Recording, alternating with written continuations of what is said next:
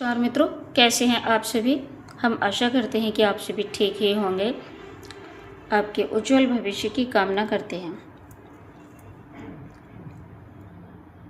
तो ये यमुना छवि शीर्षक है कक्षा 12 साहित्यिक हिंदी वालों के लिए। तो इस शीर्षक में यमुना जी के जल में पड़ते हुए यमुना जी के किनारे पर जो वृक्ष खड़े हुए हैं उनका प्रतिबिंब जल में पड़ रहा है और आकाश का, चंद्रमा का, तारों का, इन सभी का प्रतिबिंब यमुना जी के जल में पड़ रहा है।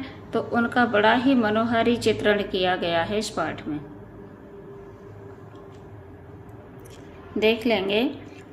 तरनि तनुजा तट तमाल तरुबर बहु छाये, झुके कूल सो जल पर सनहित मनहु सुहाये। तरनि तनुजा, तरणी माने सूर्य, तनुजा माने पुत्री, अर्थात सूर्य की पुत्री यमुना जी। इनके तट पर तमाल के बहुत सारे वृक्ष छाए हुए हैं और वो झुके कूल सो जल पर सनहित हित मनहु सुहाये।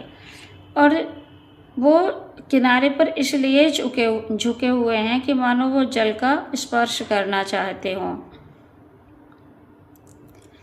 तो किनारे पर झुके हुए ये वृक्ष बड़े ही सुशोभित हो रहे हैं। किधो मुकुर में लखत उझा के सब निज निज शोभा, अर्थात जल रूपी दर्पण में झांक झांक करके सब अपनी अपनी शोभा को देख रहे हैं, इसलिए झुके हुए हैं। कह प्रणवत जल जान परम पावन फल लोभा, अर्थात इसलिए झुके हुए हैं कि जल को परम पवित्र जान करके और शुभ फलदायी जान करके इस लोभ से जल को प्रणाम करने के लिए झुके हुए हैं।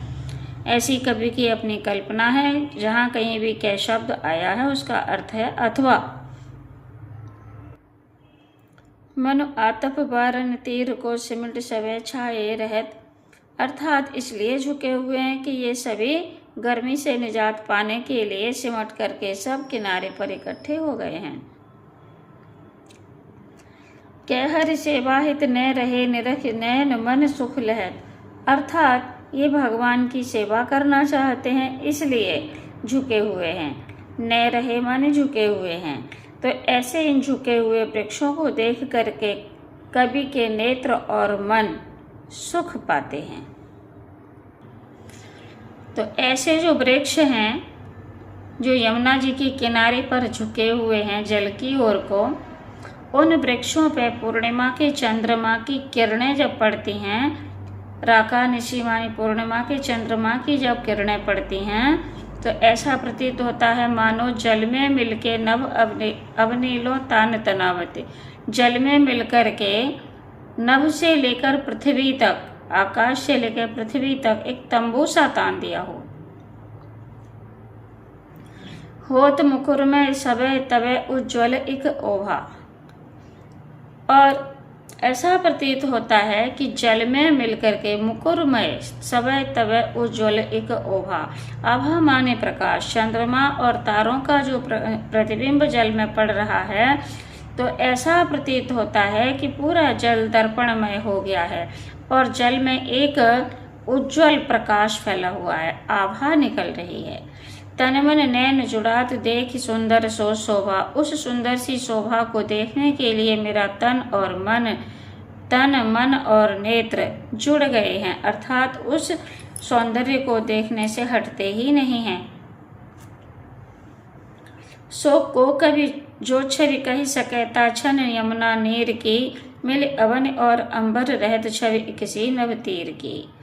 तो कवि कहते हैं ऐसा कौन सा कवि है, किस कवि में सामर्थ्य है जो उस समय के यमुना के जल की शोभा का वर्णन कर सके, जो कि मिल अवन अम्बत रहत, पृथ्वी से लेकर आसमान तक एक जैसी छवि बनी हुई है नभ तीर की, अर्थात आसमान और यमुना जी के किनारे की शोभा एक जैसी बनी हुई है। तो इस शोभा का वर्णन करने के लिए किसी कवि की वाणी में इतना दम नहीं है जो इस समय की शोभा का वर्णन कर सके। परत चंद्र प्रतिबिंब कहूँ जल मध्य चमकायो, चंद्रमा का जो प्रतिबिंब जल में पड़ रहा है तो कभी कभी ऐसा लगता है कि वो जल के मध्य में चमक रहा है, लोल लहर लहे नचत कबहू सोई मन भायो। कभी चंचल लहरों के साथ वह प्रतिबिंब नाचता हुआ सा प्रतीत होता है। मनोहर दर्शन हेतु चंद्र जल बसत सुहायो, और उसे देखकर ऐसा प्रतीत होता है कि मानो प्रभु के दर्शन करना चाहता हो चंद्रमा, इसलिए जल के भीतर निवास कर रहा है। कह तरंग कर मुकुर लिए शोभित छवि छायो, या फिर क्या माने अथवा तरंग रूपी हाथ में दर्पण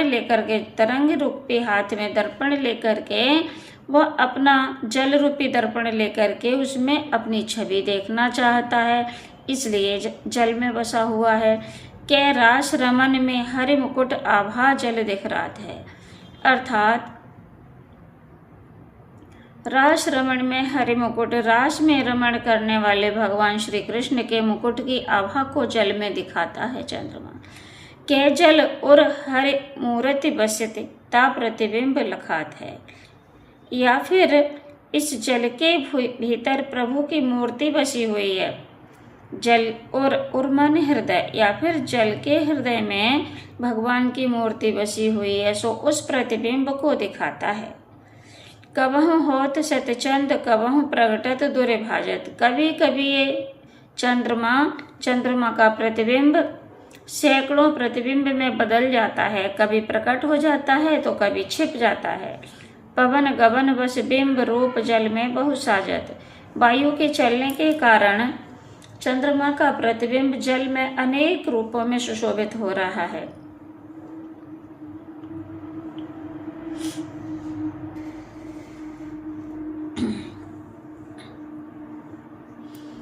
मनु शशि भरे अनुराग जमुन जल लोटत डोले।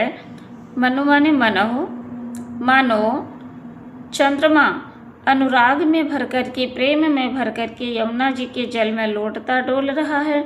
कै तरंग की डोर हिंडोरन करत कलोल, या फिर तरंग रूपी डोरी से पड़े हिंडोले में चंद्रमा रूपी बालक आनंदमयी क्रीडाएं कर रहा है। कै बाल गुड़ी नभ में उड़ी सोहत इत उत धावती। कै अवगाहत डोलत को ब्रजरमनी जल आवती। कै बाल गुड़ी नभ में उड़ी, बाल गुड़ी का मतलब है पतंग। अथवा ऐसा प्रतीत होता है चंद्रमा के प्रतिबिंब को देख करके कभी इधर कभी उधर दौड़ता फिरता है प्रतिबिंब जल में, तो ऐसा प्रतीत होता है कि मानो आकाश में कोई पतंग उड़ रही हो जो इधर उधर दौड़ती हुई सुशोभित हो रही हो। के अवगाहत डोलत को, अथवा ऐसा लगता है कि कोई ब्रजरमणी, कोई ब्रजवाला जल में स्नान करती हुई इधर उधर घूम रही हो। मन जुग पक्ष प्रत्यक्ष होत मिट जात जमुन जल। ऐसा प्रतीत होता है चंद्र प्रतिबिंब को देखते हुए, कभी जब प्रकट हो जाता है चंद्रमा का प्रतिबिंब तो लगता है कि शुक्ल पक्ष उदय हो गया हो, और जब यही प्रतिबिंब लहरों के पड़ने से इधर उधर हो जाता है, दिखाई नहीं देता, तो जल के भीतर अंधकार छा जाता है, तो लगता है कि कृष्ण पक्ष आ गया हो। क्या तारागन ठगन लुकत प्रगटत शशि अविकल। और ये बड़ा शुद्ध चंद्रमा तारागणों को ठगने के लिए कभी छिप जाता है तो कभी प्रकट हो जाता है। क्या कालिंदी नीर तरंग जितो उपजावत, तितनो ही धर रूप मिलन हित तासों धावत।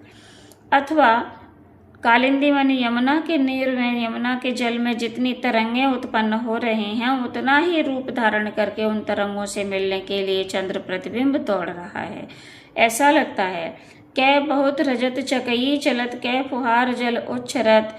ऐसा लगता है कि बहुत रजत चकई चलत, बहुत सी चांदी की चकई चल रही हों जल के भीतर, और जल की फुहारें पड़ रही हों। कै निशिपत मल्ल अनेक विधि उठ बैठत कसरत करत।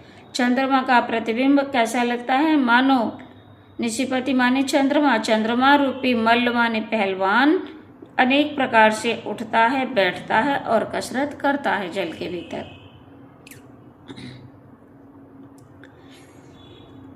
इस पद्यांश में यमुना जी के किनारे पर अनेक प्रकार के पक्षी बैठे हुए हैं। तो कोई स्नान कर रहा है जल में, तो कोई कलरव कर रहा है। कूजत कहूँ कलहंस, कहूँ मज्जत पारावत। कहीं राजहंस कलरव कर रहे हैं, तो कहीं पारावत माने कबूतर स्नान कर रहे हैं। कहूँ कारंडव उड़त, कारंडव भी एक प्रकार का हंस ही है। तो कहूँ कारंडव उड़त, कहीं कारंडव उड़ रहे हैं अर्थात हंस उड़ रहे हैं। जल कुक्कुट धावत, कहीं जल मुर्गे दौड़ रहे हैं। चक्रवाक कहूँ बसत, कहीं चकवे चकवी निवास कर रहे हैं। कहूँ बक ध्यान लगावत, कहीं बगुले ध्यान लगाए बैठे हैं। सुख पिक जल कहूँ पियत, कहूँ भ्रमरावली गावत। कहीं पर तोता कोयल जल पी रहे हैं, तो कहीं भ्रमरों की पंक्तियां गुंजार कर रहे हैं। कहूँ तट पर नाचत मोर, कहीं यमुना जी के किनारे पर मयूर नृत्य कर रहे हैं। तो अनेक प्रकार के, कहीं कहीं पर अनेक प्रकार के जो पक्षी हैं वो कलरव कर रहे हैं।